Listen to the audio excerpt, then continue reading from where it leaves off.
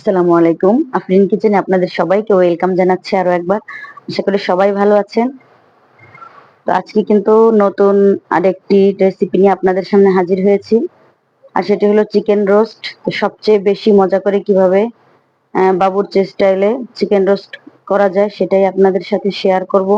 তো খেতে কিন্তু অসম্ভব মজাদার। তো এর জন্য আমি প্রথমে ৮ পিস চিকেন আমি ধুয়ে খুব সুন্দরভাবে পরিষ্কার করে নিয়েছি। এখন এতে দিয়ে দিয়েছি আমি ১ চা চামচ লবণ আর ১ চিমটির মতো ফুড কালার বা জাফরান রং। তো জাফরান রংটা বাবুর্চিরা ব্যবহার করে থাকেন, এজন্য আমিও ব্যবহার করেছি। এটা ব্যবহার করার কারণে কিন্তু এর রংটা খুব সুন্দর আসে, দেখতেও ভালো লাগে। আর কেউ চাইলে এটা ব্যবহার নাও করতে পারেন। আর প্রথম পর্যায়ে মশলার জন্য আমি এখানে নিয়ে নিয়েছি কয়েকটি কাঠবাদাম এবং কয়েকটি চীনা বাদাম। আর এখানে নিয়ে নিয়েছি কিছু সাদা গোলমরিচ এবং কালো গোলমরিচ। আর আছে আমার জায়ফল, ৮ ভাগের ১ ভাগ একটি জায়ফলের। আর কিছু জয়ত্রী এবং গরম মশলা নিয়েছি আমি। তো এগুলোকে আমি বেটে আলাদা করে রাখবো। আর মুরগিগুলো আমি বা চিকেন গুলো আমি এখানে দিয়ে দিয়েছি ভাজার জন্য। বেশি শক্ত করে ভাজা যাবে না বা বেশি জোরে জালে ভাজা যাবে না, তাহলে কিন্তু চিকেন উপর থেকে শক্ত হয়ে যাবে, ভিতরে কিন্তু মশলা ঢুকবে না। আর যে জুসিনেস একটা ভাব থাকে সেটাও কিন্তু থাকবে না।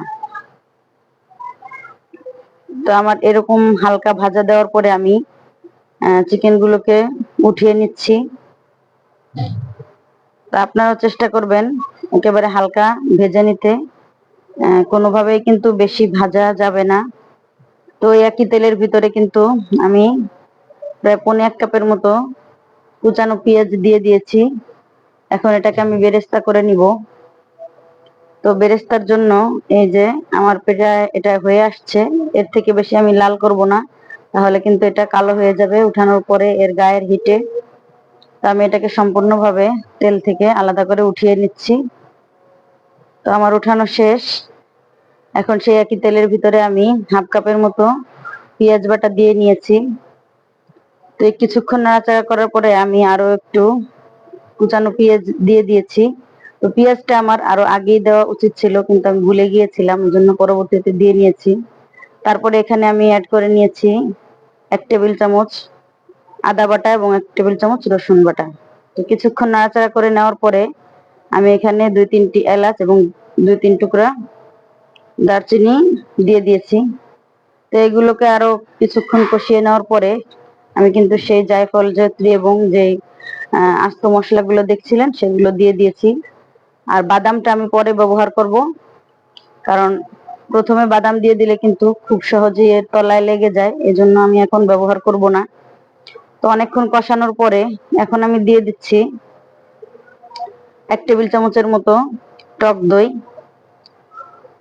তো টক দইটা দেওয়ার পরে এই ২-৩ মিনিটের মতো নেড়ে চেড়ে এটাকে মশলার সাথে কষিয়ে নিচ্ছি। এখন আমি সামান্য পানি দিয়ে দিচ্ছি। তো পানি দেওয়ার পরেও আমি কিছুক্ষণ এটাকে কষাতে থাকবো।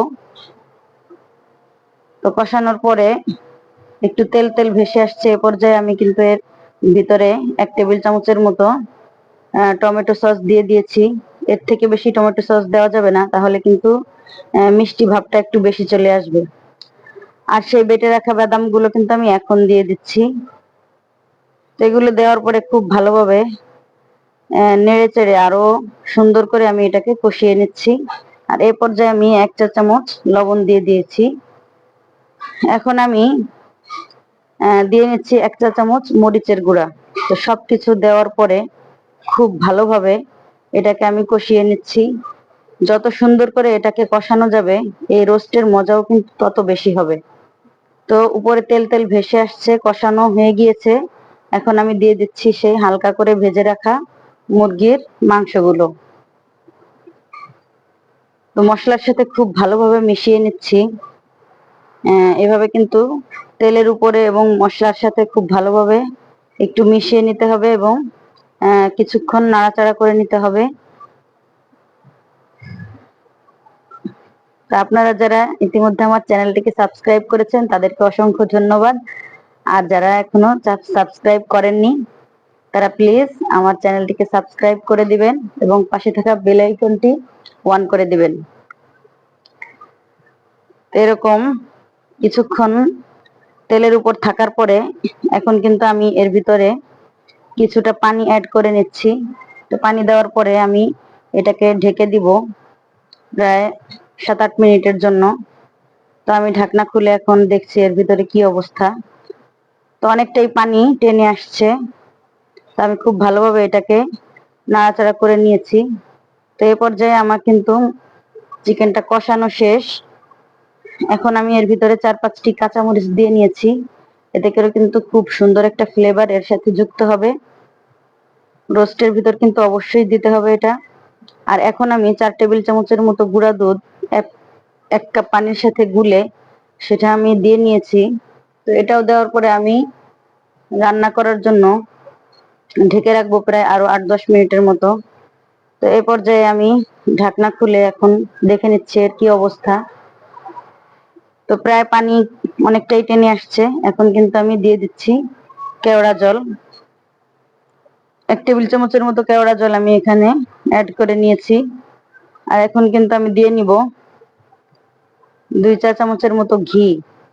এটা কিন্তু খাঁটি গরুর দুধের ঘি। তো অবশ্যই ঘি কিন্তু দিয়েই নিতে হবে। তো এখন আমার সবকিছুই দেওয়া শেষ। এখন আমি আরো একটু ঢেকে রাখবো প্রায় 4-5 মিনিটের মতো। তো এই পর্যায়ে কিন্তু আমার সবকিছু দেওয়া শেষ, অনেকটাই হয়ে আসছে। এখন আমি 1 টেবিল চামচের মতো বেরেস্তা আমি এখানে দিয়ে নিচ্ছি। তো সবকিছুই আমার দেওয়া শেষ, আমার হয়ে আসছে চিকেনটা। তো আমি আরো একেবারে লো হিট করে আরো 2-3 মিনিটের জন্য চুলায় এটাকে রেখে দিব, যাতে করে তেলটা উপর থেকে ভেসে আসে এবং মশলাটাও মাখা মাখা হয়ে যায়। এভাবে চিকেন রোস্ট করলে এটা কিন্তু খেতে অসম্ভব মজার হয়। আপনারা অবশ্যই ট্রাই করে দেখবেন এবং কমেন্ট বক্সে আমাকে জানাবেন। তো আপনারা দেখে নিন তেলটা কিন্তু অনেকটাই উপরে ভেসে আসছে এবং চিকেন রোস্টটাও একেবারে কমপ্লিট হয়ে আসছে। তো অতিরিক্ত তেল যদি এভাবে ভেসে থাকে তাহলে কিন্তু আপনারা এই তেলটাকে আলাদা করে উঠিয়ে পোলাওর ভিতর দিতে পারেন। এতে কিন্তু রোস্টের একটা ফ্লেভার পোলাওর সাথে যুক্ত হয় এবং খেতেও কিন্তু অসম্ভব মজাদার হয়। তো পরিপূর্ণ হয়ে গেছে আমার রান্নাটা আজকে এই পর্যন্ত।